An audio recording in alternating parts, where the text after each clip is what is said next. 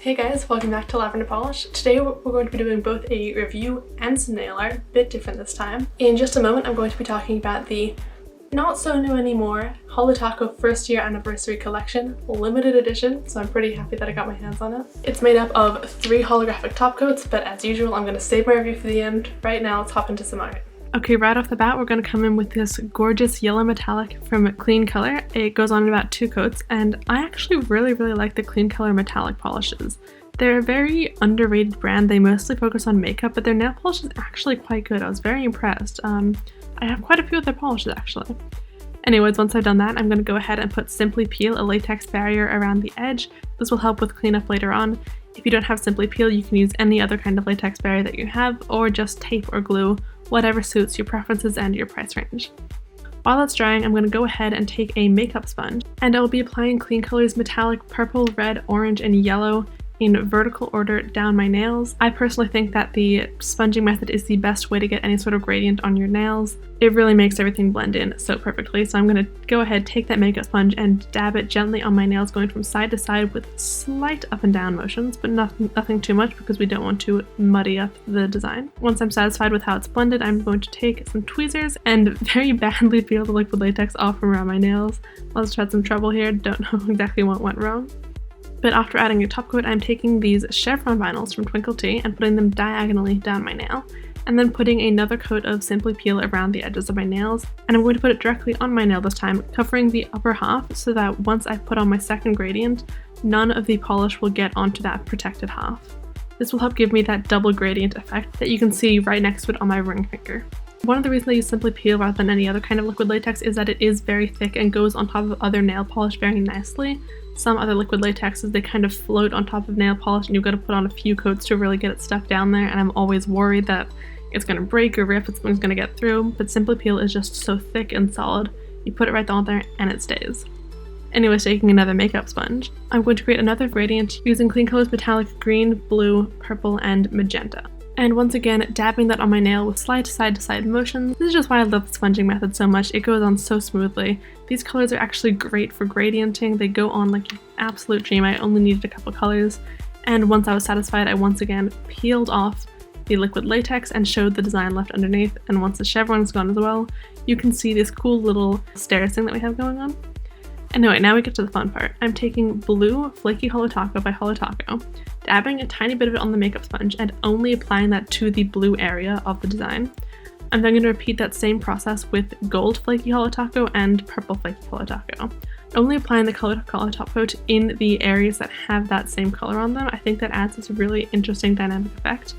And as usual, once that's all done, I'm going to seal it all in with a glossy top coat to really bring out that shine. And that is the final design. I really like the way it turned out. I like how I was able to incorporate the different toppers in the different segments of the design to really bring out the colors. It wasn't just washed out by this overall silver of the topper, like it might have been if I'd used a more traditional holographic top coat. I thought that was pretty cool. But design aside, I'm not going to review my own design. Let's talk about HoloTaco. So what is this, first of all? After their first year, HoloTaco decided to come out with a bit of a remake of one of their best-selling polishes, which was Flaky HoloTaco. Flaky HoloTaco, as I'm sure you know, is famous for having these holographic coils inside of it rather than just regular glitters. Everyone loved it. It was a fan favorite, sold out like crazy. It was so hard for anyone to get their hands on it for the longest time. So when I heard that they were coming out with colored versions of them, I was so over the moon. Unfortunately, they were unable to get their hands on the coils once again, or at least on the colored versions of the coils. Instead, they went for these sort of flat crescent moon shapes.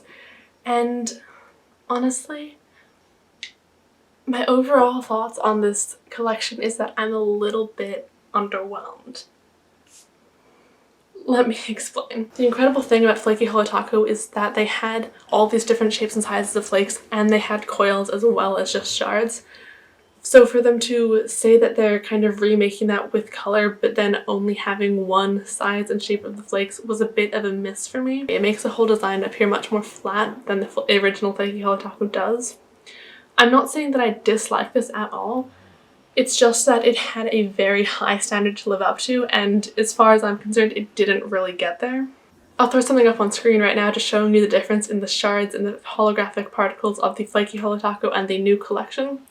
And as you can see, flaky HoloTaco, it's got different sizes, it's got coils, it adds this gorgeous, gorgeous 3D effect. It's mesmerizing. Whereas the new colored collection, it's just a little bit flat, it's a little bit basic. If they weren't colored, it would be kind of forgettable. I think that the color is the thing that really saves this collection and makes it unique. Otherwise it would have been kind of regular, kind of something that you could have seen from anyone. This isn't meant to be a negative video. I'm not saying that I dislike this product. Again, it's just that they had a very high bar to live up to, and this didn't quite get there. Especially for a limited edition collection that was hyped up this much. I wish that something more could have been done. I understand that they couldn't get access to the coils, but if they'd been able to maybe, you know, still put in different sizes of flakes, that would have made it much more interesting, much more dynamic. And I'm a little bit bummed out that they couldn't do that. I feel like the crescent moon is also just a little bit too big for me. It stands out a lot on the nails, doesn't really blend into the designs, and that's something that I think is just going to be a hit or miss for a lot of people depending on what you like your nails to look like. Personally, I like the smaller particles because it seems like it blends in with the base polish much easier. I find that the bigger and clunkier ones tend to just look like you put a glitter on top of it. Again, personal preference, but that's just how I feel about it. I am glad that I have this collection. I think it's a really cool thing to have and try out at least once. But if I was, it is a limited collection, but if I was able to rebuy it, I probably wouldn't rebuy it, if that makes sense. Unlike my other HoloTacos, I will definitely be rebuying these once I run out of them because they're just so amazing. These are just regular cool, don't feel the need to rebuy them even if I was able to, if that makes sense. But again, I'm just one person, that's just my opinion. I am so glad that I have the polishes. But let me know what you guys think. Do you guys buy them? Are you planning on it? I know that there are still a couple left in stock.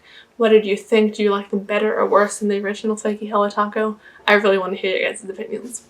And on that note, I believe that's about all I have for you guys today.